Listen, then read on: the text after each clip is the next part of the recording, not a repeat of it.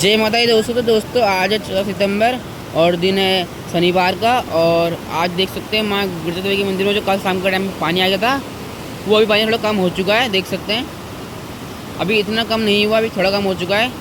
अभी दुकानों के अंदर पानी चल रहा है, ये देखिएगा। और तो यहाँ की सारी दुकानें बह चुकी हैं, देख सकते हैं। और अभी काफ़ी तेज़ी से पानी चल रहा है। और जो इस साइड का टीन साइड था वो टीन साइड भी बह चुका है, ये देखिएगा। और टूट भी चुका है, देखिएगा सामने साइड में देख सकते हैं।